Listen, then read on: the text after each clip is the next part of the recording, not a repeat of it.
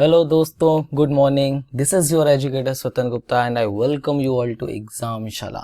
आज से हम लोग शुरू करेंगे टेंस। और एक बात आप सबसे बता देना चाहता हूं कि जितना भी आपने आज तक पढ़ा था या जिस तरीके से पढ़ा था उससे बहुत अलग होने वाला है। आज टेंस पढ़ने के बाद आपके दिमाग में काफी तरीके के क्वेश्चंस जो पहले से थे उनके आंसर्स हो जाएंगे। दूसरा, आपको एक सोच मिलेगी। आपके सामने अगर टेंस बेस एरर्स आती हैं या क्वेश्चंस आते हैं तो आप उनको टैकल कर पाओगे। और जो एक अक्सर प्रॉब्लम देखी जाती है लोगों के बीच में कि सर एक्यूरेसी मेंटेन नहीं होती, तो उसमें भी आपको काफी मदद मिलेगी। तो बहुत ही ध्यान से पढ़ना। मैं यहाँ पे ता ते ती करके बिल्कुल बात नहीं करने वाला, कॉन्सेप्चुअल अंडरस्टैंडिंग रखूंगा। दूसरी बात, मैंने आपके लिए पार्ट्स ऑफ स्पीच के बेसिक्स करके रखे हुए हैं, तो पिछले 7 वीडियोस हैं, लिंक उसका डिस्क्रिप्शन बॉक्स में है। आप जाके सारे वीडियोस जरूर देख लो। It will take not more than 5 और 6 आवर, बट देखिए जरूर और आपको वो बहुत ज्यादा मदद करेगा। आपके सामने मैंने एक छोटा सा सेंटेंस लिखा है, राम ईट्स मैंगो, और आज आपको पता चलेगा कि ये सेंटेंस क्यों गलत है। स्कूल टाइम से हम लोग सीख रहे हैं ऐसे सेंटेंसेस, बना रहे हैं बेहिसाब, हमको रटाया गया है, लेकिन ये सेंटेंस गलत है। क्यों गलत है, इसके लिए आपको कुछ चीजें स्टार्टिंग में मेरे साथ अच्छे से समझनी होंगी। वीडियो लाया हूं मैं, अगर वीडियो पसंद आए तो जरूर दोस्तों के साथ शेयर किया करिए, क्योंकि आप लोगों के लिए कंटेंट लाने में, रिसर्च करने में बहुत मेहनत लगती है।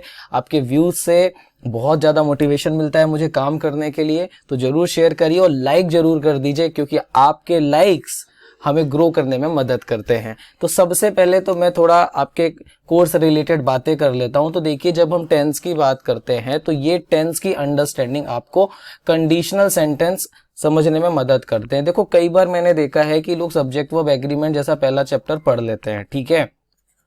अब जब ये पढ़ लेते हैं तो उसी के बाद इनको कंडीशनल सेंटेंस पढ़ा दिया जाता है, जो कि मेरे हिसाब से काफी गलत है। अगर आपके बेसिक्स क्लियर है तो आपको टेंस पढ़ना चाहिए, और अगर आप टेंस नहीं पढ़ रहे तो फिर आप नाउन वगैरह से शुरुआत करिए और डेप्थ में पढ़िए, ठीक है। तो मैं आपको टेंस पढ़ाऊंगा, तो वही अगर आपको कंडीशनल सेंटेंस सीखने हैं तो आपके पास टेंस की अंडरस्टैंडिंग अच्छी होनी चाहिए। उसी तरीके से मैं थोड़ी बात करूं तो मॉडल ऑक्सिलरी की बात आ जाती है। ऑफ कोर्स ये टेंस से ज्यादा रिलेट तो नहीं करती, लेकिन हाँ उसकी कुछ एप्लीकेशंस हैं जो यहाँ मदद करते हैं, ठीक है, क्योंकि प्रेजेंट पास्ट फ्यूचर की बात आती है। आपने प्रोनाउन जब पढ़ते हैं तो आपका क्वेश्चन टैग आता है। क्वेश्चन टैग बेस्ड एक क्वेश्चन अक्सर देखने मिल जाता है, लेकिन वहां पे भी वही बात है कि अगर आपके पास टेंस की अंडरस्टैंडिंग नहीं है, बेसिकली वर्ब्स की अंडरस्टैंडिंग नहीं है, तो आप क्वेश्चन टैग भी गलत कर देते हैं, क्योंकि लोगों को समझ नहीं आता कैसा क्वेश्चन टैग लगाना है, पॉजिटिव या नेगेटिव। और सीधी सी बात, फिर वॉइस और नरेशन की बात कर लें अगर सीधे, तो अगर मैं एसएससी की बात करूं तो नियरली 45 मार्क्स वॉइस और नरेशन मिला के मेन्स लेवल पे लेता है, और प्रीलिम्स पे तो 5 से 6 नंबर तो आप ले ही लो, ठीक है। बैंकिंग एग्जाम में डायरेक्टली तो नहीं आते, बट यहाँ से क्वेश्चंस आते हैं। देखिए, ये सब जानना जरूरी है, कम से कम जो पढ़ रहे हैं वो हमारा सीक्वेंस क्लियर हो। Is my point clear? तो इस बात को समझना। अब मैं बात करता हूं आगे, और आपके सामने एक बहुत ही खतरनाक वाला सरप्राइज आने वाला है, जिसको मैंने बहुत ही छोटे शब्दों में लिखा है, टेंस। टेंस का मतलब क्या होता है? देखिए, आप में से ज्यादातर लोग बोलेंगे सर टेंस का मतलब होता है काल, और काल काल में हम सब करें धमाल। नहीं सर, टेंस का मतलब काल नहीं होता है। हमें ऑफ कोर्स सिखाया गया है टेंस का मतलब समय होता है, टेंस का मतलब काल होता है। देखिए, ये है गलत बात, ठीक है। टेंस का मतलब होता है वर्ब और अ फॉर्म ऑफ वर्ब। इस बात को समझना। टेंस का मतलब काल नहीं होता, इसको मैं समझाता हूं। वैसे अगर देखिए चैप्टर का नाम लिया जाए ना, तो चैप्टर का नाम होता है टाइम एंड टेंस।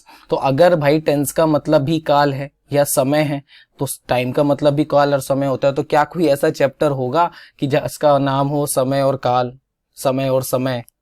नहीं हो सकता, तो नॉनसेंस हो जाता है। इस बात को आप याद रखिएगा। चैप्टर का नाम होता है टाइम एंड टेंस। लोग बोलते हैं वो एक अलग बात है, पहली बात, ठीक है।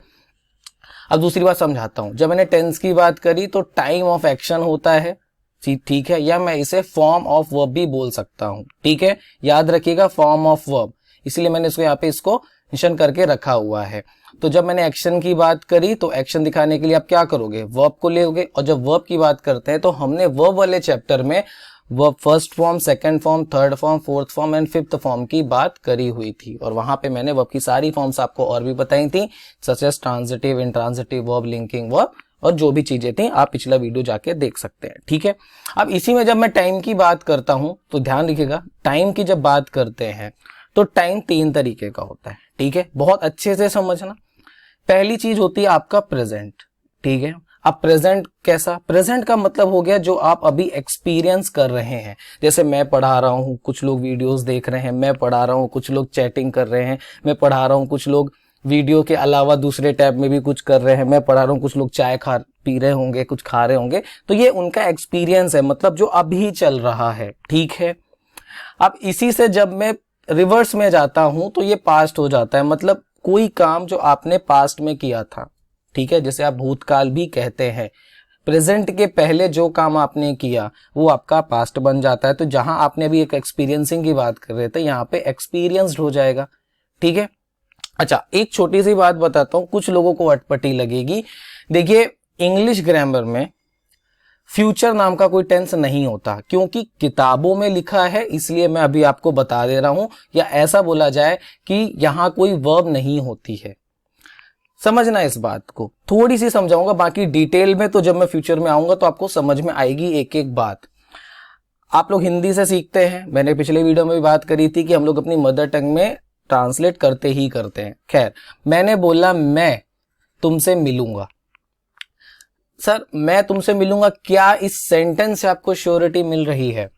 मेरी बातों को बहुत ध्यान से समझना। क्या इस सेंटेंस से आपको श्योरिटी मिल रही है कि मैं जाऊंगा ही जाऊंगा? हो सकता है लास्ट मोमेंट मेरा प्लान चेंज हो जाए, मैं ना जा पाऊं, ठीक है। तो याद रखना, इसमें बहुत ज्यादा पेच हैं, इसके लिए विल और शैल को बहुत ज्यादा डिटेल में समझना पड़ेगा। और यहीं पे मैं आपको मस्ट एंड मस्ट हैव का यूज भी बताऊंगा, सो दैट आपके डिफरेंस पूरे के पूरे क्लियर हो और जब बात को समझे तो वो सही मीनिंग दे, ठीक है। चीजें रटना नहीं है, रटाना है तो मैं अभी आपके सामने बढ़िया सी एक लिस्ट रखता, जिस तरीके से वो वीडियो बनते हैं 7 मिनट में टेंस को सीख लें, ना जी ना, हमसे ना हो पाएगा। हमें बहुत ही अच्छे से समझना, एक सोच डेवलप करनी, भी आपको पता चलेगा वो जो यूनिवर्सल ट्रूथ होता है ना, वो किस तरीके से काम करता है। बस जुड़े रहिए। यहां तक बात अगर क्लियर है तो मैं आगे बढ़ता हूं। तो इस तरीके का कुछ टाइम एंड टेंस दिखता है। जब इसकी बात करते हैं तो हम इसके 4 सेक्शन करते हैं, और जब 4 सेक्शन की बात करी तो पहला होता है इंडेफिनिट टेंस, दूसरा होता है कॉन्टिन्यूअस। मेरे साथ बोलते जाइए, मैं आपको महसूस कर रहा हूं। Indefinite tense, continuous, perfect tense, very good, and perfect continuous tense, ठीक है। यहां तक बात समझ में आ गई। आप इसके लिए कुछ बातें दिमाग में रखिएगा, बाकी धीरे धीरे करके हम लोग इसको और डिटेल में देखेंगे। जब इंडेफिनिट टेंस की बात करी जाती है तो यहाँ पे वर्ब फर्स्ट फॉर्म यूज होती है, ठीक है। जब प्लूरल सब्जेक्ट हो तो वर्ब फर्स्ट फॉर्म बस यूज कर लेना है। जब सिंगुलर हो तो वर्ब फर्स्ट फॉर्म के साथ हम एस और ईएस को लगाते हैं, पास्ट में हम वो सेकंड फॉर्म ले जाते हैं, ठीक है। कंटिन्यूअस की बात करी तो ये वर्ब के साथ आईएनजी फॉर्म लेकर के चलता है, और इस बात को याद रखना कि ये एक्सपीरियंस पे चल रहा होता है, अभी पे चल रहा होता है। अगर प्रेजेंट पे करेगा और पहले पे करेगा तो फिर ऑफकोर्स मैं उसे पास्ट कंटिन्यूअस के सेंस में रखूंगा। फिर परफेक्ट टेंस की बात करते हैं तो ये वर्ब थर्ड फॉर्म लेकर के चलता है। इस बात को दिमाग में रखना, अगर आप हैज, हैव एंड हैड को लेकर के चल रहे हैं तो ये क्या करेगा, वर्ब थर्ड फॉर्म लेकर के चलेगा। और of course verb third form action verb के लिए लगती है। जब हम बात करते हैं परफेक्ट कॉन्टिन्यूअस, तो परफेक्ट कॉन्टिन्यूअस के लिए मैं आपको छोटी सी बात समझा देता हूं। देखिए, अक्सर लोगों से ऐसा कहा जाता है, या हमारे स्कूल टाइम पे भी हमको ये चीज बताई जाती है कि पास्ट या प्रेजेंट परफेक्ट कॉन्टिन्यूअस की बात आती है तो हैज, हैव लगाओ, उसके साथ बीन लगता है और वर्ब आईएनजी फॉर्म लगती है। तो मैं आपको थोड़ा सा एक आइडिया देता हूं और समझना। देखिए, आया है तो अच्छे से आएगा, नहीं आया तो नहीं आएगा, समझना। आपने ये बी फॉर्म जरूर देखी होगी, मैंने आपको वर्ब में सिखाई थी, कुछ याद है? बी, डू, हैव, ठीक है। जब मैंने बी की बात करी तो उसकी फर्स्ट फॉर्म होती है इज, एम, आर, ओके। जब इसकी सेकंड फॉर्म की बात करते हैं तो ये हो गई वॉज, वर, और जब मैं इसकी थर्ड फॉर्म की बात करता हूं तो ये हो जाती है बीन। अभी के लिए इतनी बात तो मुझे ऐसा लगता है सबके पास क्लियर होगी। अब इस बात को थोड़ा सा मैं आपको पिछला लेके जाऊंगा और समझाने की कोशिश करूंगा। देखिए, जब आप हैज, हैव लेकर के जाते हैं तो आपको पता है कि परफेक्ट के साथ हैज, हैव या हैड लगता है, ठीक है, पास्ट के हिसाब से। तो उसके साथ मुझे वर्ब थर्ड फॉर्म लगानी है, तो सर हैज, हैव के साथ वर्ब थर्ड फॉर्म बीन हो गई। अब क्योंकि मेरी बात कॉन्टिन्यूअस में चल रही है इसलिए वर्ब आईएनजी फॉर्म लगी। तो इसके पीछे का ये एक लॉजिक है।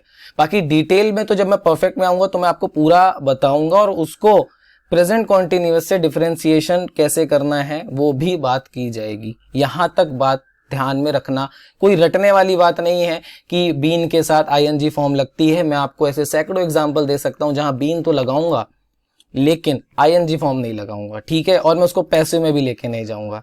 खैर, अब हम बात करते हैं प्रेजेंट इंडेफिनिट की, और जो मैंने आपका थंबनेल लिखाया था, डोंट वरी, ये एक क्लिक एंड बेट नहीं है, आपकी कॉन्सेप्ट्स पे बातें होनी है, लेकिन उसके लिए पहले मुझे एक बेस बनाना होता है। अब तक आपने मेरे जितने भी वीडियोस देखे होंगे या जो आप मुझसे ऑफलाइन पढ़ के बैठे हैं, आप जानते हैं कि मैं पहले बेस पे काम करता हूं। अगर आपका बेस स्ट्रांग हो गया तो एक सोच बनती है। और सर, एक लैंग्वेज को रूल्स से, नियमों से नहीं बांधा जा सकता है, इस बात को हमेशा दिमाग में रखना। अगर आपको ऐसा लगता है कि आप कुछ नियम याद करके काम कर लेंगे तो नहीं सर, ऐसा नहीं हो पाएगा। तो अभी जो आने वाली स्लाइड्स है, मैं इसमें बेसिक टू एडवांस लेकर के चलूंगा। समझना, जानने की कोशिश करना, रटने की नहीं। बात समझ में आ गई? क्लियर है? चलिए, क्योंकि देखो, कुछ लोग मानते हैं और कुछ लोग जानते हैं, और आपको जानने वाला बनना है। जब मैं प्रेजेंट इंडेफिनिट की बात करता हूं तो इनको 3 सेक्शन में डिवाइड किया। पहला तो affirmative, second negative and third interrogative. मेरे साथ बोलिए, इसे बोलते हैं इंटेरोगेटिव, इसे इंट्रोगेटिव नहीं बोलते हैं। Is my point clear? जब मैं अफर्मेटिव पे आता हूं तो मुझे एक बात पता है कि मैं डू या डस लिख सकता हूं, समझना इस बात को, ओके, जब मुझे एम्फसाइज करना होता है। लेकिन अगर मुझे अफर्मेटिव में ही रखना है तो जरूरी नहीं है कि मैं डू डस लेके जाऊं, मैं सिंगुलर सब्जेक्ट के साथ वह फर्स्ट फॉर्म और एस और ईएस लेकर के चलूंगा, प्लूरल के साथ वह फर्स्ट फॉर्म बस लेके जाऊंगा, ठीक है। अगर नेगेटिव आएगा तो सिंगुलर सब्जेक्ट के साथ डू डज होता है। देखिए, आप एक बात को समझने की कोशिश करिएगा, मैं आपको समझाता हूं। आपने डू के साथ देखा ईएस लगा है, अगर आप अफर्मेटिव पार्ट देखेंगे तो वह फर्स्ट फॉर्म के साथ हम क्या लगाते हैं, एस और ईएस लगाते हैं। अब मेरी डू फॉर्म पे आना, आपने पढ़ा होगा do form, be do have होता है, डू की फर्स्ट फॉर्म क्या होती है, डू होती है ना। तो सर, डू की फर्स्ट फॉर्म जब डी होती है तो उसी के साथ ही तो मैंने एस ई एस लगाया, वह फर्स्ट फॉर्म के साथ ही तो एस ई एस लगाना है ना, इसलिए सर ये आपका डज बनता है। बात समझ में आ गई मेरी? और समझ आ गई तो वीडियो लाइक जरूर कर दो। और उसके बाद आप नॉट लगाते हैं, फिर आप वह फर्स्ट फॉर्म, ठीक है, और ये हो गया आपका एस ई एस, ठीक है। क्लियर हो गई बात? सॉरी, इट्स नॉट एस और ई एस, आप उसके बाद ऑब्जेक्टिव केस ला सकते हैं, that's my mistake. I hope यहां तक बात क्लियर हो गई कि ये डू डस कैसे बन गया, या नेगेटिव में आके डस कैसे यूज होता है। हर चीज के लॉजिक होते हैं, कुछ नहीं होते, उनकी भी बात हम करेंगे। फिर बात करते हैं इंटेरोगेटिव की। तो देखिए, सब्जेक्ट के पहले लगाते हैं डू या डस, ऑफ कोर्स प्लूरल सब्जेक्ट है तो डू, सिंगुलर सब्जेक्ट है तो डस, और उसके बाद हम सब्जेक्ट लिखेंगे। नॉट अगर जरूरी है तो लगाओ, नहीं है तो आप मत लगाइए। उसके बाद verb first form and then object अगर है तो। यहां तक अगर बात समझ आ गई है तो चलिए अब कहानी को आगे बढ़ाते हैं, और मैं प्रेजेंट इंडेफिनिट से रिलेटेड कुछ बातें बताऊंगा। मेरी बातें बहुत ध्यान से समझना, कुछ बातें हो सकता है आपको पता हो। फिलहाल उन लोगों के लिए दोबारा एक बात बोलूंगा कि रटना नहीं है, उन चीजों से दूर रहना है। मैं अक्सर देखता हूं कि 5 मिनट में 10 मिनट में टेंस सीखे, पॉसिबल ही नहीं है। रटा जा सकता है अगर, लेकिन वो फिर एसएससी बैंकिंग जैसे एग्जाम में काम नहीं आएगा। तो देखिए, सबसे पहले मैं बात करता हूं हैबिट की, ठीक है। इसके बाद हम यूनिवर्सल ट्रूथ की बात करेंगे, परमानेंट एक्टिविटीज की बात करेंगे, and then firm decision, plan and programme. अगर ऐसी चीजें आती हैं तो भी प्रेजेंट इंडेफिनिट जाता है, ओके। इसके बाद यूनिवर्सल ट्रूथ में बात करें तो साइंटिफिक फैक्ट्स की बात होती है, फिलोसॉफिकल फैक्ट्स होता है, मैथमेटिकल फैक्ट्स की बात करेंगे। और जब हम मेंशन करते हैं किसी प्रोवर्ब को, कोटेशन को और सेइंग को, हर बात को बहुत ही ध्यान से समझना, और स्पेशली इस सेक्शन को, ठीक है। इवन मैं आपको हैबिट में एक छोटी सी बात समझाता हूं। देखिए, जब हैबिट की बात करी जाती है तो कोई ऐसी चीज जो हम रोज करते हैं, या हम ऑल्टरनेट डेज पे करते हैं, या रेगुलर इंटरवल पे करते हैं। सच एज आप जिम जाते हैं तो हफ्ते में 6 दिन जिम जाते होंगे, आप क्लास आते हैं तो ऑफकोर्स संडे ऑफ रहता है, तो ये भी आपकी हैबिट में ही होता है, ठीक है। ये बात को समझना, मतलब वो काम लगातार होता है, गैप नहीं होगा। गैप होगा तो जो रीजनेबल है वो होगा। Is my point clear? Okay. इसके अलावा मैं हैबिट में एक बात और बताता हूं। एक चीज होती है आपका डेली रूटीन, ठीक है। डेली रूटीन जैसे आप सवेरे उठते हैं, सोते हैं, रात में खाना खाते हैं, ऑफिस जाते हैं। अब आप एक छोटी सी बात करिए, आप वीडियो को पॉज करिए और 1 मिनट सोचिए, सवेरे जब आप उठते हैं और रात में जब आप सोते हैं, आप इस दौरान जितने भी काम करते हैं सर, वो सारे के सारे ता है ती है पे चलेंगे। देखिए मेरा काम आपको ता है ती है या हिंदी में रटाना नहीं है, मैं आपको एक बात बता रहा हूँ, पूरे के पूरे प्रेजेंट इंडेफिनिट में चलेंगे, सिर्फ और सिर्फ डू या डस पे चलेंगे या आपका SES पे चलेंगे। एक भी कहानी आपकी कॉन्टिन्यूअस पे, परफेक्ट पे या परफेक्ट कॉन्टिन्यूअस पे नहीं जाएगी। आप सोच सकते हैं, फिर भी डाउट है तो कमेंट सेक्शन में जरूर करिएगा। अब मैं एक एक बात डिस्कस करता हूं और थंबनेल वाली बात आपको समझाऊंगा। बहुत ही ज्यादा सही से समझने की कोशिश करना, रटने की कोशिश मत करना। आपको रटना हो then sir you are at wrong place. Okay, रटना नहीं है। मैं हैबिट एंड हैबिचुअल एक्शंस की बात कर रहा हूं, दोनों को एक ही तरीके से कह सकते हैं। देखिए लिखा है कैट्स ड्रिंक मिल्क। ओके, दोनों तरीके से इसको समझिएगा। जब मैंने बात करी कैट्स ड्रिंक मिल्क, तो कैट आपका प्लूरल है और मैंने एक बात को समझा कि प्लूरल के साथ मैं SES नहीं लगाता, प्लूरल वर्ब लगाऊंगा, मैंने ड्रिंक लगाया, तो मुझे एक हैबिट पता चली। और ऑफ कोर्स बिल्लियां दूध पीती हैं, वो पनीर भी खाती हैं, ठीक है, तो बात समझ में आ गई। अच्छा, अगर मैं कैट्स की जगह कैट कर देता तो ऑफ कोर्स मैं ड्रिंक्स करूंगा। Is my point clear? ठीक है। अब एक आता है आई लाइक म्यूजिक। सर आपकी हैबिट हो सकती है ना कि आप रोज म्यूजिक सुनते हो, आप कभी कभी म्यूजिक सुनते हो। देखिए हैबिट का मतलब रोज होता है, लेकिन रोज मतलब ये नहीं कि हफ्ते के 7 दिन 365 दिन। भाई कभी टाइम नहीं मिला तो, बात समझ आ गई? मुझे पेंटिंग का शौक है लेकिन मुझे टाइम नहीं मिलता, तो क्या मैं रोज पेंटिंग करूंगा? मुझे लिखने का शौक है, मैं शायरीज लिखता हूं, मैं स्टोरीज लिखता हूं, ब्लॉग्स लिखता हूं, बट वो टाइम के हिसाब से होता है ना। भाई कोई क्रिकेट खेलता है, मैंने एक बात करी, विराट कोहली प्लेस क्रिकेट, ठीक है, तो क्या 365 दिन खेलता है? नहीं सर, एक समय होता है उस दौरान खेलता है। हैबिट को समझने की कोशिश करनी है। आगे आते हैं, शी स्मोक्स इन गार्डन, ठीक है, वो स्मोक करती है, कहां करती है? गार्डन में करती है। शी सिंगुलर है, शी की जगह दे करता तो स्मोक्स नहीं स्मोक कर देता। Okay, and I always work at night. रुको बहुत समझा रहा हूं, डोंट वरी। तो आई के साथ आपको पता है कि हम हमेशा वर्ब फर्स्ट फॉर्म लेके जाएंगे, SES लेके नहीं जाएंगे, ठीक है। इससे रिलेटेड बात मैंने आपकी वर्ब में भी करी थी। ऑलवेज एट नाइट, हम रात में हमेशा काम करते हैं, ये आपकी आदत हो सकती है। आप स्टडी रात में करते हैं, ये भी आपकी आदत हो सकती है। I am a night owl, I am not an early bird, I can't study in the morning. मैं 4 बजे तक जाग सकता हूं लेकिन 4 बजे उठ के पढ़ नहीं सकता, तो ये मेरी हैबिट हो सकती है ना। लेकिन अब इसी में मैंने खतरनाक सेंटेंस लिखा जो मैंने आपके थंबनेल में दिया था, राम ईट्स मैंगो। आपके स्कूल टाइम में आपको ये सेंटेंस रटाया गया था, राम ईट्स मैंगो। अब मुझे आप एक बात बताओ, क्या ये सेंटेंस सही है? काफी सारे लोग कहेंगे हाँ सर सही है, क्या दिक्कत है, ऐसा ही तो होता है, वो राम खाता है। सर वो आपने हिंदी के हिसाब से कहा कि खाता है, और ऐसा हो नहीं सकता। मेरी बात को बहुत गौर से समझना। अभी आपका मैंगो सीजन चल रहा है, ठीक है। सर आम साल में कितने दिन आता है? सोचिए, आम साल में कितने दिन आता है? 3 से 4 महीने आता है। बाकी के 8 महीने 9 महीने वो क्या करेगा बताओ? इसमें तो रेगुलर इंटरवल भी पॉसिबल नहीं है ना। मेरी बात को बहुत सही से समझना। कुछ के दिमाग में चल रहा होगा सर 3 महीने की हैबिट हो गई, तो हैबिट कोई दिन और घंटे करके करता है कि आज से मैं एक हैबिट फॉर्म कर रहा हूं कि अगले 3 महीने तक मैं ऐसा करूंगा, फिर नॉनसेंस हो गई ये बात। सर राम ईट्स मैंगो आप लिख सकते हैं, लेकिन ये गलत है। क्यों? क्योंकि ये हैबिट नहीं दिखाता। आपको आम खाना पसंद है, भाई आम खाना पसंद है तो कभी जब आएगा तभी तो खा सकते हो ना। आप ऐसा कह दो Ram drinks water, Ram drinks milk, तो हाँ जी ये आपको रोज मिलता है, इसलिए ये सेंटेंस सही है। विराट कोहली प्लेस क्रिकेट, क्या ये रोज हो रहा है? उस कॉन्टेक्स्ट को समझने की कोशिश करिए। वो रेगुलर इंटरवल पे चीजें होती हैं, बट इसमें कोई रेगुलर इंटरवल है क्या? नहीं है ना, इसलिए ये सेंटेंस गलत है। और इसकी जगह पे आप राम लाइक्स ईटिंग मैंगो करिए, वो आपका ज्यादा सही होगा। इस बात को समझना, यही बात है जो हैबिचुअल एक्शन दिखाती है, ठीक है। हाँ, अब कुछ के दिमाग में आ सकता है sir Ram is having mango और Ram is eating mango, definitely सही है। वहां पे रेगुलर इंटरवल थोड़ा दिख रहा है, वहां पे आपकी हैबिट थोड़ा दिख रही है, वो तो एक्सपीरियंस की बात है कि अभी आप आम खा रहे हैं। जब आप बिल्ली की बात करते हैं, आप डॉग की बात करते हैं, आप किसी जानवर की बात करते हैं, जैसे शेर गोश्त खाता है, ठीक है, तो सर वो ऑफकोर्स नॉन वेजिटेरियन है तो वही खाएगा। आपको म्यूजिक पसंद है तो ऐसा तो है नहीं कि आज के बाद म्यूजिक नहीं आएगा, ठीक है। आप स्कूल जाते हैं तो आपकी रेगुलरिटी है, आप रोज जाते हैं, तो ये हैबिचुअल एक्शन बनते हैं। आई होप ये बात अब क्लियर है, इस बात को समझना, ठीक है।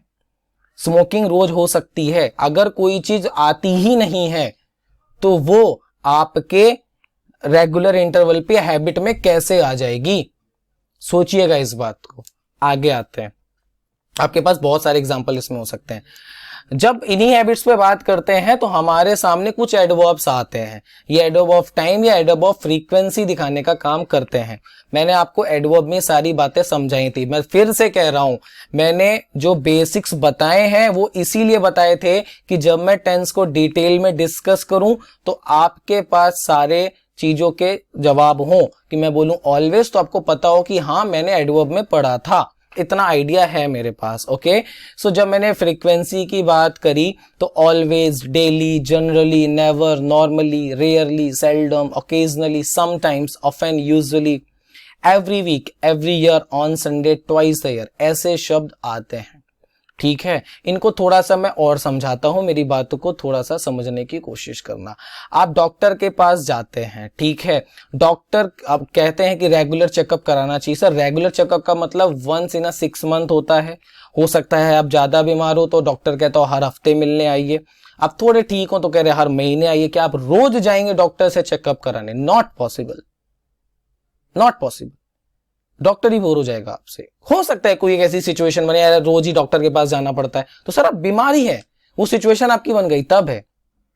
मैं हमेशा वहां जाता हूं, I always go there, we go for a walk daily, we generally discuss this topic, we never admire him.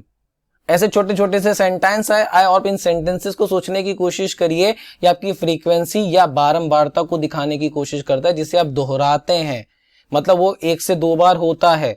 आप वैष्णो देवी जाते हैं, हो सकता है आप हर साल जाते हो, आप बचपन में 5 साल के थे, 5 साल से और अब आप 70 साल के हो गए और अब हर साल वैष्णो देवी गए हैं, नियरली 65 टाइम्स आप वैष्णो देवी जा चुके हैं।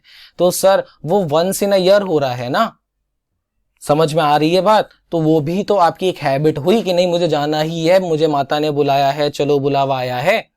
इन बातों को समझना है सर, सोच जब तक डेवलप नहीं करोगे तब तक कुछ होगा नहीं। अभी मैं आपको बहुत सारी बातें बताऊंगा, बहुत ही ध्यान से समझने की कोशिश करना, इन्हीं शब्दों को यूज करके बता रहा हूं। कुछ लोग कहेंगे सर सेंटेंस बहुत छोटा है, डोंट वरी बेटा, मैं लेवल लाऊंगा, आपका दिमाग हिल जाएगा, आपको मजा आएगी, क्वेश्चंस आसानी से सॉल्व होंगे, डोंट वरी। छोटी छोटी चीजों से लेवल बनता है। My father never drinks coffee. अब सोचिए, अगर मैं नेवर को हटा दूं इस जगह से, मैं बोलता हूं माय फादर ड्रिंक्स कॉफी, ठीक है, तो यहां से क्या दिखा कि मेरे पापा कॉफी पीते हैं, ठीक है। क्या यहां से पता चल रहा है रोज पीते हैं, कभी कभी पीते हैं? कोई चीज पे श्योरिटी तो देनी होती है ना, किसी तरीके से कोई बात तो बतानी होती है ना। तुमने बोला तुम खाना खाते हो, हाँ खाना खाते हैं, ओके ये तो ठीक है। मैं बोल रहा हूँ कॉफी पीते हो, हाँ कभी कभी चलता है। Are you getting my point? मेरे पापा कभी कॉफी नहीं पीते हैं, ठीक है। अच्छा, I go to church on Sunday. अब ये जो संडे आया, ऑन आपको पता है एक सर्टेन डे के लिए लगता है। जब आपने ऑन संडे की बात कर दी तो सर जी ये हो गया ना कि आप हफ्ते में एक बार संडे के दिन जाते ही जाते हैं। ये जो सेंस देगा, देखो रटने वाला रट लेगा कि ओके गो टू के साथ चर्च और मैं हर हफ्ते जाता हूं, रट लो। समझने वाला आइडिया लेगा, if someone says I go to church on Sunday, let's say 2 people are talking, hey what are you doing on Sunday? Nothing much, but I go to church on Sunday. It means ये उसकी hobby है sir. Otherwise वो ऐसे बोलेगा I am going to church this Sunday, on Sunday नहीं लगाएगा। बात को समझने की कोशिश करो, मैं इस हफ्ते चर्च जा रहा हूं, ये बात होगी, वो हैबिट दिखा देता है। शाम ऑफन कम्स लेट। अब इस बात को समझिए, आपके ऑफिस की बात हो सकती है, आपके स्कूल की बात हो सकती है, कॉलेज की बात हो सकती है। आप कहते हैं शाम कम्स लेट, तो आपसे पूछेगा ना भाई रोज ही आता है? आप सेंटेंस को समझने की कोशिश करना मेरे। यार वो लेट आता है, भाई रोज ही आता है क्या? कभी कभी आता है? अरे यार उसका तो रोज का है। बात करते हो ऐसे हिंदी में? इसी तरीके से सर इंग्लिश में होता है, इसीलिए फ्रीक्वेंसी की बात रखी जाती है और ये एडवर्ब ऑफ फ्रीक्वेंसी यूज होती हैं कि एक्शन कब होता है। भाई मान लो आपके मैनेजर रोज आते हैं, तो आप यही बोलोगे ना यार मैनेजर आता है, तो आप पूछोगे कब। नेक्स्ट क्वेश्चन होगा आपका कब, तो कहोगे most often, daily, regularly, frequently. सबके मीनिंग अलग अलग हैं सर, समझ में आ रही है बात मेरी? मीनिंग क्लियर करो अपनी। आई गेस यहां तक बात क्लियर है। अब इसी से मैं आपको थोड़ा सा और जोड़ता हूं, टाइम टेबल की बात करेंगे या डेली रूटीन को। जैसे ट्रेन लीव्स एट मिडनाइट, आप रूटीन की ही बात कर रहे थे, ठीक है, ट्रेन रात में छोड़ती है, ओके। अब एक बात सोचो, आपकी एक ट्रेन है, मान लीजिए कि राजधानी है, सूरत स्टेशन से जाती है, 8 बजे की टाइमिंग है इसकी, या 4 बजे 3 बजे जाती है, कोई एक समय है उसका, तो आप उसके लिए क्या बोलोगे बताओ। आपने तो एक्शन नहीं किया, लेकिन उस ट्रेन का एक्शन तो फिक्स है ना जब वो जाती होगी। तो अगर कोई चीज टाइम टेबल पे आती है, और यही चीजें परेशान करती हैं जब हम रेलवे स्टेशन में होते हैं, फ्लाइट में होते हैं, या न्यूज़पेपर पढ़ रहे होते हैं, तो ऐसी ही लैंग्वेज लिखी जाती है और हम सोचते हैं ट्रेन तो जा रही होगी, अच्छा ये प्रेजेंट इंडेफिनिट तो दे ही नहीं रहा, ऐसे दिमाग में ख्याल आते हैं। क्यों? क्योंकि हमें ट्रांसलेट करने की आदत है। आप ये समझने की कोशिश करिए उसका टाइम टेबल डेली रूटीन है कि नहीं। The plane takes off at 9 AM। देखिए सर, दा लगा रहा हूं मैं, और जब दा लगा रहा हूं तो कोई ना कोई प्लेन फिक्स होगा। ऑल ट्रेन स्टॉप्स, या सारी ट्रेन यहां रुकती हैं, सच्चे सूरत स्टेशन है, ठीक है, ऐसे सारी तो नहीं रुकती, लेकिन फिर भी ऑल ट्रेन स्टॉप हियर, अब प्लूरल है तो रुकती हैं। Is my point clear? और यहां पे ऑफ कोर्स हियर क्यों दिया, प्लेस दिया। और अगर आपको याद हो तो जब मैंने आपको एडवर्ब पढ़ाया था तो मैंने आपको प्लेस की बात भी करी थी और मैंने टाइम की भी बात करी थी, ठीक है। तो याद रखना, जब आप हैबिचुअल एक्शन पे या टाइम टेबल और डेली रूटीन पे बात करते हैं तो इंडेफिनिट में लेके जाते हैं, लेकिन ये रटना नहीं है, उस सामने वाले के पर्सन के मैसेज को समझने की कोशिश करना है। और अब मैं बात करूंगा यूनिवर्सल ट्रूथ की। बड़ी ही खतरनाक चीज है, क्योंकि हमें बचपन से पढ़ाया गया है the sun rises in the east, और हम इसको बड़े ही चाव से रट लेते हैं, और ऑफ कोर्स सेंटेंस सही है, लेकिन अब मेरी बात को ध्यान से समझने की कोशिश करना। Sir the sun rises in the east तो सही है, लेकिन क्या यह जरूरी है कि अगर मैं सनराइज लिख रहा हूं, जो कि रोज होता है, सनसेट लिख रहा हूं, रोज होता है, तो प्रेजेंट इंडेफिनिट में ही जाएगा? मेरा पॉइंट ये है, आपके लिए एक एग्जांपल दे रहा हूं, डोंट वरी। ये सेंटेंस सही ना, यहां देखो, we reached our house after sunset, tell me this sentence is right और रॉन्ग।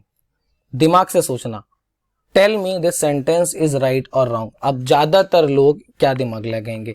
आप लोग नहीं लगाएंगे, आप लोग एवरेज थोड़ा हो, यू आर इंटेलिजेंट। मैं बात कर रहा हूं एवरेज लोगों की, है ना, जो एक नॉर्मल बिगिनर होता है ना, आप नहीं है, आई नो, तो आप बहुत ही होशियार हैं। आप कुछ लोग कहेंगे सनसेट, ओके, सनसेट की बात करी तो सनसेट तो रोज होता है, तो फिर यहां पे सर ये एरर है, ईडी लगा दो। रटने वाले बंदे ऐसे ही काम करते हैं। अब उन्होंने क्या किया, ओके, तो we reach our house after sunset, और एग्जामिनर ने जैसे ही सेंटेंस देखा आपको गलत कर दिया, मार्क्स कट गया 1.25। कांग्रेचुलेशन सर, ये सेंटेंस आपने गलत कर दिया खुद से। क्यों? क्योंकि आपके पास कॉन्सेप्चुअल क्लैरिटी नहीं थी, आपके पास सोचने की कैपेसिटी नहीं थी, आपने वो किताब के 4-5 सेंटेंस याद करके रखे हुए हैं। सनसेट रोज होता है, इस बात को मैंने मान लिया, लेकिन सर इस सेंटेंस को अगर आप थोड़ा ध्यान से समझने की कोशिश करें तो ये एक पास्ट इवेंट को दिखाने की कोशिश कर रहा है। और क्या सूरज पास्ट में नहीं डूबा होगा क्या? बताओ। मेरा कॉन्टेक्स्ट है भाई, मैं सूरज डूबने के बाद ही घर पहुंचा था। चलो मैं 7 बजे घर पहुंचा था, 7 बजे तक सूरज डूब जाता है ना, तो अगर 7 बजे तक कल की बात कर रहा हूं, पास्ट है, तो फिर सूरज भी कल डूबा होगा। ऐसा तो है नहीं कि आज ही डूबा था, तो ये सेंटेंस पास्ट में हो सकता है कि नहीं? लेकिन कुछ लोग नहीं मानेंगे, नहीं सर ऐसा थोड़ा होता है। चलो ठीक है, मैंने मान लिया, आप मीनिंग निकालिए, आप हिंदी में ट्रांसलेट करते हैं ना आप। चलिए, मैंने बोला we reach our house after sunset, हम अपने घर सनसेट के बाद पहुंचते हैं। ये एक इवेंट पे हो सकता है, मान लिया मैंने कि ऐसा हो सकता है कि मेरा ऑफिस 6 बजे छूटता है, मैं सूरज डूबने के बाद पहुंचता हूं। सर जब एक सेंटेंस लिखा है ना, तो आप अपने आइडिया पे दे रहे हैं, तो फिर आप बोलो कि I reach our house daily after sunset, ठीक है, तो क्लियर होगा कि भाई तुम ऑफिस से निकलते हो, कहीं से आते हो, इसलिए सनसेट के बाद पहुंचते हो। बट एक जनरली लिखा है, और इस पॉइंट को समझने की कोशिश करो। सर अगर मान लो बारिश हो गई, तो तुम्हारी तबीयत खराब हो गई, तो क्या सनसेट के पहले नहीं जाओगे? क्योंकि हैबिट दिखा दी आपने सर, प्रेजेंट हैबिट दिखा दी, वी रीच से, ये जो आपने फर्स्ट फॉर्म लगा के हैबिट दिखा दी, अभी अभी पढ़ के आए हो, और जैसे ही आपने हैबिट दिखाई तो इसका मतलब जब तक सूरज डूबेगा नहीं तब तक घर के बाहर ही बैठे रहेंगे। नॉनसेंस हो गया सर, यही सोच डेवलप करना चाहता हूं, ठीक है। अब आते हैं आगे, तो जब मैंने यूनिवर्सल ट्रूथ की बात करी तो इन्हीं को मैं डिवाइड करता हूं साइंटिफिक फैक्ट्स में। आपके सामने सेंटेंस है, सेंटेंस को सही से समझने की कोशिश करते हैं। Water is boiling at 100 degree Celsius and water boils at 100 degree Celsius. देखो, जब बात करी जाती है ना प्रेजेंट की, इंडेफिनिट की, और आप बोल रहे हो water is boiling at 100 degree Celsius, तो मतलब आप अपने हाथ में थर्मल मीटर लेके खड़े हो, ठीक है, और आप एकदम लगा के रखे हो कि 100 से ऊपर नहीं जाना चाहिए, 100 पे ही उबल रहा है। क्या ये पॉसिबल है? ये तो वही बात हो गई कि मैं बना सकता हूं तो मैं बनाऊंगा। सोचो, 100 डिग्री सेल्सियस पे वाटर उबलता है, ये एक स्टेटमेंट है, लेकिन 100 डिग्री सेल्सियस पे पानी उबल रहा है, ये नॉनसेंस है। दिमाग लगा के सोचने की कोशिश करो। क्या आप थर्मोमीटर लेके ही खड़े थे कि नहीं 100 मतलब 100 मतलब 100, 101 हो ही नहीं सकता, कैसे हो गया, बुझाओ, ठंडा करो। नॉनसेंस हो जाएंगी चीजें। The earth revolves around the sun, बिल्कुल सीधी बात है, ये पॉसिबल है, ठीक है। अच्छा, अगर मैं बोलता हूं the earth is revolving around the sun, तो मतलब यहां पे ऐसी बात आ जाती है कि आप दूर किसी तारे में बैठे हैं और सूरज अर्थ को देख रहे हैं कि अच्छा अर्थ ना सूरज के चारों तरफ घूम रही है। हो सकता है कोई ड्रामेटिकल सिचुएशन हो, आप वहां पे ऐसी बात कॉन्टिन्यूअस में ले जाएं, आप जब देख रहे थे। But as far as I know, भाई हमारे लिए तो पॉसिबल नहीं है कि हम ऐसे जाकर के वहां खड़े हो जाएं। बात समझ में आ गई ना? इसीलिए साइंटिफिक फैक्ट्स में रखा जाता है प्रेजेंट इंडेफिनिट में। अब इस सेंटेंस को देखो, paper is burning easily, paper आसानी से जल रहा है। तो मतलब यहां पे एक बात और क्लियर हो रही है कि जब पेपर आसानी से जल रहा है तो आपके पास हो सकता है पेपर की कुछ और वैरायटी हो सकता है आपके पास कुछ और भी चीजें हो जो जल्दी जल रही हो। आप खुद सोचिए, आपको यहां पे कहने का मतलब क्या है? पेपर आसानी से जल जाता है। मैं हिंदी में अगर बात करूं तो मेरा काम हिंदी पढ़ाना नहीं है, लेकिन सोचने की बात है। मैं भी आपको सोच दे रहा हूं, जब क्वेश्चन कराऊंगा ना तब आपको एहसास होगा, आपसे क्वेश्चन टैकल होगा अच्छे से। जब आपके सेंटेंस कनेक्टर्स आते हैं, आपके इंप्रूवमेंट आते हैं, जब आपके क्लोज टेस्ट आते हैं ना, वहां यही चीजें मदद करती हैं। बात समझ आ गई? सो पेपर इज बर्निंग नहीं हो सकता। हाँ, अगर इजिली फिर नहीं लगा हुआ पेपर इज बर्निंग, तो फिर आप कह सकते हो कि हाँ यार कागज जल रहा है, ठीक है, तो आप बोल सकते हो। बट इजिली लगा दिया तो थोड़ा सा नॉनसेंस हो जाता है, ठीक है। ये साइंटिफिक फैक्ट्स हैं। मैथमेटिकल फैक्ट्स पे बात करूं, 2 and 2 मेक 4। कुछ लोग बोलेंगे सर 2 and 2 मेक्स 4 होता है। तो देखो, एक छोटी सी बात है कि अगर मैं बात करूं दो चीजें जुड़ने की, तो ऑफ कोर्स यहाँ पे प्लूरल ही जाएगा, क्योंकि जब दो हैं और according to subject verb agreement यहाँ पे मेक होना चाहिए, मेक्स नहीं हो सकता, ठीक है। मेक 4। चलिए, तो mathematical facts, 2 parallel line never intersect each other. दो बराबर की लाइनें कभी भी एक दूसरे को इंटरसेक्ट नहीं करती। तो कभी भी आपकी मैथमेटिकल टर्म्स आती हैं, फैक्ट्स आते हैं, तो भी ये आपका क्या करते हैं? प्रेजेंट इंडेफिनिट में जाते हैं। सोचिए आप कैसा लगेगा अगर आप बोलते हैं 2 parallel line is never, are never. अजीब नहीं हो जाता? सोचिए, सॉरी यहाँ पे लाइन, तो आप यहां तक बात समझ रहे होंगे कि कभी भी मैं कॉन्टिन्यूअस पे लेकर नहीं जा पाऊंगा। आप हैज लगाइए, 2 पैरेलल लाइंस हैव नेवर और हैव इंटरसेक्ट ईच अदर, तो ऐसा लगता है 2 पैरेलल लाइन है वो इंटरसेक्ट कर चुकी हैं। Okay, is it possible even? No. देखो भाई, होता क्या है ना, जब शब्द लगते हैं तो उनका एक कॉन्टेक्स्ट बनता है, उनका एक छुपा हुआ मतलब निकलता है, और जब ये छुपा हुआ मतलब निकलता है तो सामने वाले के पास मैसेज उसी के हिसाब से पहुंचता है। और इसी चीज को मेंशन करने के लिए मैं आपके सामने कुछ चीजें ला रहा हूँ, इसको समझने की कोशिश करना, ठीक है। आपके सामने ला रहा हूँ। जब मैं बात करता हूँ टू मेंशन, तो यहाँ पे बात होगी प्रोवर्ब की, ठीक है। प्रोवर्ब क्या होता है? जब भी आपको प्रोवर्ब दिखाना है तो आप इंडेफिनिट में लेके आ सकते हैं। तो प्रोवर्ब होता है मोरल ऑफ द स्टोरी, ठीक है, किसी स्टोरी से जो आपको मोरल मिलता है। उसके बाद आता है कोटेशन दिखाने के लिए, जो कि किसी वर्ड टेक्स्ट से लिए जाते हैं, किसी लेखन से जो शब्द लिए जाते हैं उन्हें कोटेशन बोलते हैं। और फिर होता है सेइंग, तो spoken word of a famous person, किसी फेमस पर्सन ने कुछ कहा हो, ऐसे को हम सेइंग बोलते हैं, ठीक है। और ऐसी बातों को हम लोग इंडेफिनिट में रखते हैं। आज की ये लास्ट स्लाइड है, ठीक है, और अभी प्रेजेंट इंडेफिनिट खत्म नहीं हुआ। अगली क्लास में जब मैं आपको कॉन्टिन्यूअस पढ़ाऊंगा तो एक आपका कंपैरेटिव एनालिसिस होगा, और जब आपका वो कंपैरेटिव एनालिसिस होगा तो वहाँ एक तरफ प्रेजेंट इंडेफिनिट होगा और एक तरफ प्रेजेंट कॉन्टिन्यूअस, और उन दोनों के लिए हमें कंपैरिजन करना होगा। लेकिन उसके लिए मुझे आपको कॉन्टिन्यूअस पार्ट समझाना पड़ेगा, ठीक है। तो एग्जाम्पल्स की बात करते हैं। लिखा है Mahatma Gandhi says be the change you want to see in the world. अब कुछ महान हस्तियों के सामने अगर मैं ये सेंटेंस लिख दूं, वैसे मैं उनकी बुराई नहीं कर रहा हूं, मैं एक जनरल सी बात बता रहा हूं, ठीक है, डोंट गेट ऑफेंडेड। तो अब मैं यहाँ पे कर देता हूँ सैड, कुछ लोग कहेंगे नहीं सर महात्मा गांधी तो अभी थोड़ा जिंदा है, मैं तो सैड लगाऊंगा। भाई साहब मेरी बात को थोड़ा सा बस समझने की कोशिश करना। आप ये जो लाइन है जो इन्वर्टेड कॉमा में लिखी हुई है, मैं इन्वर्टेड कॉमा हटा के दैट लगा करके भी लिख सकता हूं।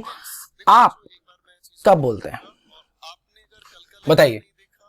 ये बात आप कब बोलते हैं? ये बात आप तभी बोलते हैं ना जब आपने प्रेजेंट में कोई एक इवेंट किया हो। सुना होगा महात्मा गांधी जी की कहावत है, महात्मा गांधी जी कहते हैं, तभी तो ये बात होती है ना कि वो बनो जो तुम दुनिया में देखना चाहते हो, या वो बदलाव बनो जो तुम दुनिया में देखना चाहते हो। यही तो होता है। आगे देखिए, Shakespeare says what's in the name. Shakespeare ने कहा, संजू मूवी आप सबने देखी होगी, ठीक है, नाम में क्या रखा है? तो वो कहते हैं ना, वो तो शेक्सपियर ने कहा है ना, नाम में क्या रखा है।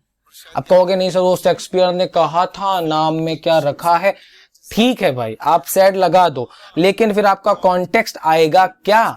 आप बताओगे कि शेक्सपियर ने 1604 में कहा था, महात्मा गांधी ने 1974 में कहा था, या 1919 में कहा था। मैं हिस्ट्री की बात नहीं कर रहा, कहने के 74 में तो थे भी नहीं तो बता रहा हूं। तो आपको ये पॉइंट समझाना पड़ेगा। अगर आप पास्ट में लिखना चाहते हैं तो आप उस टाइम जोन पे बात रखेंगे। आप बोलेंगे महात्मा गांधी सेड इन 1974, ठीक है। ये सुभाष चंद्र बोस ने बोला दिल्ली चलो, तो अगर वो एक जनरल राइटिंग पे बात लिखी जा रही होगी तो लिखेगा सुभाष चंद्र बोस सेज, ठीक है, तभी सुभाष चंद्र बोस ने कहा। आप कभी ड्रामा देखिए ना, आप कभी जाइए ड्रामेटिकल सोसाइटी पे, आप किसी मूवी को देखिए, आपको ऐसा ही मिलेगा। लेकिन अगर वो पास्ट में कह रहा होगा, आपको लिखावट मिलेगी, तो मेरी बात को ध्यान में बिठा लो, वहां पे पॉइंट ऑफ टाइम पे बात कर देगा। वो बात कर देगा 1940, 1930, या फिर ड्यूरिंग द पैक्ट, ड्यूरिंग 1935, और during the formation of constitution. वो ऐसी कोई बात करेगा पास्ट की लेकर के, और तब वो पास्ट के हिसाब से रखा जाएगा, लेकिन तब भी ये चेंज नहीं होगा। ये बातें दिमाग में बिठाइए और समझने की कोशिश करिए, रटिए नहीं। ये जो बातें अगर समझ में आ रही हैं तो बहुत सही रास्ते में, अदरवाइज आप रटिए, मुझे कोई प्रॉब्लम नहीं है, मैं चाहता हूं समझो। तो एक और है last example, a bad workman always blames his tool. मतलब कहते हैं ना, नाच ना आवे आंगन टेढ़ा, ठीक है, तो काम आता नहीं है और आंगन टेढ़ा कर रहे हैं, हिंदी में कहावत है। इसी तरीके से इंग्लिश में भी एक कहावत होती है, a bad workman always blames his tool. तो मतलब जो एक बुरा काम करने वाला होता है वो हमेशा अपने टूल्स को ब्लेम करता है। तो सर जी जो वो ब्लेम करता है किसको? टूल्स को। तो ये क्या है? एक कहावत ही है ना, कि मतलब मान लो किसी को अपने फीडबैक दो तो वो बताने लगे यार मेरा तो हाथ नहीं चलता, मेरे तो काम नहीं। जैसे आजकल लोग क्वारंटाइन में क्या कर रहे हैं, सर वो घर पे इतने लोग हैं तो मैं पढ़ाई नहीं कर पा रहा, हल्ला होता रहता है, लूडो खेल रहे हैं लोग, मुझे टिकटॉक पे वीडियोस बनाने होते हैं। सब फर्जी की बातें, बकवास है, कुछ नहीं है, ठीक है। तो इसी के साथ होता है वीडियो खत्म, और इस वीडियो की PDF आपको मिल जाएगी हमारे टेलीग्राम चैनल पे, ठीक है। टेलीग्राम चैनल का नाम है एग्जामशाला इंडिया बैंक SSC। तो सी यू नेक्स्ट क्लास। पसंद है शेयर करना, जुड़े रहिए। Have a nice day.